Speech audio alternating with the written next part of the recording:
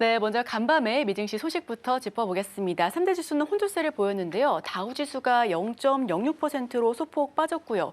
출발은 강하게 시작했지만 장 막판에 좀 밀리는 모습이었습니다. 그래도 이 나스닥도 그렇고 AI 랠리로 상승세를 좀 기술주 위주로 돋보였는데 미증시 마감 현황 살펴보시죠. 네, 미국 증시 같은 경우는 재정이라든지 금융 정책에 대한 불확실성이 연초부터 계속 투자 심리를 억누르고 있는 그런 모습인데요. 장기 금리 같은 경우에는 10년물 기준으로 해서 4.6%까지 지금 상승을 한 상황입니다. 이렇게 되면 투자 수익을 주식 시장에서 걷는 것보다도 안전 자산인 국제 시장에서 걷는 게 오히려 더 위험이 낮기 때문에 투자가들이 본격적으로 주시장에 개입하는 이런 강도가 좀 떨어진 것으로 보여지는데요. 오늘 좀 다행스럽게 홍화의 그룹의 실적이 생각보다 사상 최대치로 기록을 했고요. 이 때문에 AMD라든지 마이크론이 좀 오르면서 필라델피아 반도체 지수가 무려 2.8% 상승했던 것은 그나마 투자 심리를 좀 안정화시키는데 크게 도움이 되지 않았나 이렇게 생각이 됩니다. 네, 우선 10년 만기 국채 수익률이 상승하면서 이럴 거면 주식시장보다는 국채에 투자하는 게 더 낫지 않을까 하는 의견도 있었지만 그럼에도 불구하고 이와 별도로 AI발 소식으로 인해서 계속해서 상승세를 보여주고 있는 미국 증시입니다. 이와 관련해서도 주식의 호재가 계속되고 있는 모습인데요. 우선 트럼프 대통령의 당선 이내 취임이 보름도 남지 않았습니다. 그런데 그 이전에 비해서는 좀 고요한 모습을 보여주고 있는 것 같아요. 이와 관련해서 이렇게 미국 증시가 폭풍 전야처럼 좀 고요한 모습을 보이는 이유, 어떤 이유가 있을까요? 네, 트럼프 일기 주요 인선이 생각보다 상당히 빠르게 진행이 됐고요. 예. 이 때문에 취임 뒤 100시간 안에 모든 정책과 관련된 내용들이 다 추진될 것으로 보여집니다. 특히 트럼프가 정책의 속도를 내는 것은 아무래도 2026년 중간 선거를 앞두고 있기 때문에 그런데요. 트럼프 입장에서는 이번에 선거인단 수에서는 압도적으로 우세를 점했지만 실제 득표율 수에서 차지하는 비중을 보면 1.5%포인트 정도 해리스에 조금 앞서 있었을 뿐입니다. 해리스를 앞서게 됐던 주요 원인은 아무래도 인플레이션이라든지 불법 이민자와 관련된 비판이 미국인의 그 심리를 자극했기 때문에 그런데요. 2년 동안에 아무 성과가 없다면 중간 선거에서 패배할 가능성이 크다고 합니다. 이 때문에 트럼프 입장에서는 아무래도 충성심이 강한 사람들을 주요 그 장관에 인선을 하다 보니까 아무래도 경험이 좀 미천한 사람들이 많아졌다고 합니다. 이 때문에 미국 월가 같은 경우에도 트럼프의 주요 정책은 이미 다 밝혀졌지만 실제 정책 운영과 관련해서는 뚜껑을 열어봐야 안다는 이야기를 하고 있는데요. 이 때문에 미국 증시와 관련된 불확실성 지수가 상당히 좀 높아지고 있다는 게 아무래도 투자 심리를 억누른 것은 아닌가 보여집니다. 통상 정책이 개인 소비에 얼마나 영향을 미칠지 또한 그 재정 정책과 관련된 불투명성이 앞으로도 얼마나 개선될지도 장담을 할 수 없는 상황이기 때문에 현재 골디락스라든지 로랜딩에 그 익숙했던 투자가들 입장에서는 선뜻 연초부터 주식을 사기는 상당히 어렵지 않나. 그래서 현재 미국 증시에서는 러셀 그 2000처럼 중소형주를 중심으로 해서 계속 조금씩 입지를 하는 그런 모습을 나타나고 있습니다. 네, 사실 취임 전에는 변동성이 크고 취임 이후에는 변동성이 오히려 줄어들 것이다라고 이야기를 나눴었는데 이번 인사 같은 경우에는 친트럼프 인사들로 채워졌기 때문에 오히려 그 부분이 좀 불확실성으로 제기가 되고 있는 모습입니다. 이와 관련해서도 지금 현재는 러셀 2000 지수 위주로 좀 중소형주가 계속해서 입지를 보여주고 있다라는 말씀까지 해주셨는데요. 자, 그렇다면 트럼프 취임 1월 20일이죠. 취임 첫날에 그가 말한 것처럼 정말 전쟁부터 멈추게 될지 그는 첫날에 어떤 입장 혹은 어떤 행동을 할까요? 네, 트럼프 대통령이 이제 재선이 성공을 하면서 아무래도 헤드라인 리스크가 불거질 것이라고 했는데 헤드라인 리스크가 실제적으로 불거지는 그런 모습입니다. 아무래도 첫날은 주요 국가에 대한 관세 정책서부터 시작이 될 것으로 보여지는데요. 중국, 멕시코, 캐나다에 대해서 10에서 25% 관세 인상을 할 수밖에 없을 것으로 보여집니다. 이렇게 되면 즉각 상대국으로부터 맞대응 관세 부과가 같이 이루어지게 되는데요. 이렇게 되면 미국의 개인 소비뿐만 아니라 인플레이션 압력도 높아지게 되겠고요. 성장률도 하락할 수 있기 때문에 이거와 관련해서 월가뿐만 아니라 FRB도 상당히 긴장하는 그런 모습이라고 합니다.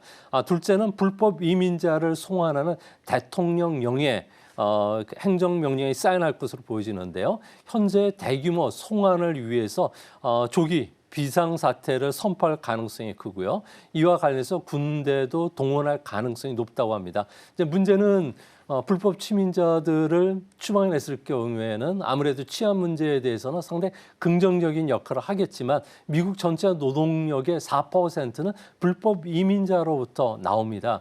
이들 이민자들이 특히 3D 업종이라고 할 수 있는 농업이라든지 제조 그리고 그 건설 현장에서 주로 많이 일을 하게 되는데 이 인력이 빠진다면 임금 상승 압력이 상당히 높아질 수밖에 없다는 겁니다. 세 번째는 멕시코 국경 장벽과 관련된 건설 재개 명령이 사인할 것으로 보여지고요. 또 불법 이민자 자녀에 대한 출생주의에 근거한 시민권 부여 제도 같은 경우에도 대통령령으로 폐지할 가능성이 높다고 합니다. 이렇게 되면은 최근에 그 미국의 불법 이민 갔던 우리나라 그 사람들 이를 통해서 났던 2세들 같은 경우 모두 합쳐서 20만 명 정도가 된다고 하는데요. 아마 불법 체류자 신분으로 다시 전환될 가능성이 크기 때문에 우리나라에도 미치는 영향이 좀 크지 않을까 보여지고요. 또 한 가지는 파리 협정을 다시 이탈하는 것은 확실시되고 있다고 합니다. 바이든이 추진했던 전기차 보급 정책도 180도는 아니더라도 상당 부분 다시 뒤로 후퇴할 가능성도 있지 않나 보여집니다. 네, 참 취임 첫날부터 참 여러 가지를 시행할 것으로 보여지는데요. 우선 가장 먼저 대두되고 있는 건 관세죠. 정치 인기를 의식한 트럼프일까요? 보편 관세는 핵심 수입품에만 검토를 적용하겠다라고 하는 뉴스까지도 나오고 있는 상황이고요. 해당 내용에 대해서는 이게 뭐 가짜 뉴스다, 뭐하다라고 하는 의견도 있지만 이와 관련해서는 관세 리스크가 계속해서 불거질 것으로 보여집니다. 또 불법 이민자를 추방하겠다라고 하는 계획 역시도 밝혔는데 이와 관련해서는 말씀해 주셨다시피 고용의 문제가 좀 불거질 수 있을 것 같고 그렇게 되면 물가까지 좀 이어질 수 있는 그런 삼중고 나올 수 있을 것 같은데 또 파리 기후협정도 탈퇴할 것으로 예고가 되어 있는 만큼 그야말로 트럼프 2.0 시대 우리 역시도 탄탄하게 계획을 세워봐야 될 것 같습니다. 자, 주식시장에서는 첫날 대통령령으로 내려질 것으로 일단 규제 완화, 비트코인 그리고 탈탄소 정책 전환에 대해서 관심이 모아지고 있습니다. 이와 관련해서는 어떤 코멘트 주실까요? 네, 그 주시장에서 가장 관심이 있는 부분들은 첫날에 과연 AI라든지 암호자산, 우주개발 그리고 에너지와 관련된 규제 완화 법안에 사인하느냐 여부인데요. 사인을 할 것으로 지금 알려지고 있다고 합니다. 이 때문에 반도체라든지 자본재, 에너지 관련 기업들이 계속 강세를 보이는 것도 이 때문인 것으로 보여지는데요. 특히 눈여겨서 보셔야 될 점은 비트코인이 정말 디지털 골드가 될 수 있느냐가 될 것으로 보여집니다. 시장이 원하는 규제가 완화가 된다면은 아무래도 수요가 늘어날 수밖에 없기 때문에 1비트코인이 현재 10만 달러 전후에서 거래가 되는데 아무래도 15만 달러까지도 충분히 상승할 수 있지 않느냐는 이런 전망이 나오는 것도 이 때문인 것으로 보여집니다. 디지털 골드와 관련된 주의 확립이 앞으로 관심이 대상이 되는데요. 트럼프 같은 경우는 암호 자산과 관련된 규제를 강화시켰던 SEC의 캔들러 그 위원장 같은 경우에도 트럼프 취임 당일날 해고시키겠다고 지금 얼음장을 놓고 있는데 이에 대해서 캔들러 같은 경우는 자신이 그 정권이 바뀌고 난 다음 바로 제발로 걸어나가겠다고 이야기를 할 정도로 아무래도 비트코인과 관련해서는 호재가 되지 않을까 보여지고요. 또 트럼프 정부가 5년간 비트코인과 관련해서 총 발행량은 2,100만 개 정도 되는데 이 중에 5%인 100만 개를 정부가 취득해서 전략적 비트코인 준비금을 창설하는 법안에 사인할 가능성이 높다고 합니다. 이렇게 되면 미국 같은 경우는 비트코인 초강대국이 될 뿐만 아니라 디지털 골드로서 지위를 확립할 수가 있기 때문에 일거수일투족이 주시장에 큰 영향을 미치지 않을까 보여집니다. 또 한 가지는 트럼프 같은 경우에는 자신이 취임하고 나서 18개월 내 석유라든지 천연가스 채굴량을 늘려가지고 가격을 반가격 이하로 떨어뜨리겠다고 공약을 했는데요. 이 때문에 이거와 관련된 채굴이라든지 CO2 배출과 관련된 규제를 크게 낮출 것으로 보여집니다. 또 바이든 같은 경우에는 그 전기 자동차 보급을 확대하기 위해서 인플레이션 법안에 의해서 앞으로 그 10년간 연간 3,900억 달러 정도의 보조금을 주는 정책을 쓰고 있었는데요. 이거와 관련해서는 현재 트럼프는 좀 많이 규제와 관련해서 그리고 또 이 보조금과 관련해서 후퇴할 거로 예상을 했지만 현재 이 보조금의 80%는 공화당이 집권하는 주에 흘러들어갔기 때문에 공화당이 집권하는 주지사들이 현재 반대가 심하다고 합니다. 그래서 일률적인 삭감보다는 그 단계별로 삭감할 가능성이 크지 않나 이렇게 보여집니다. 지금 바로 구독을 눌러보세요.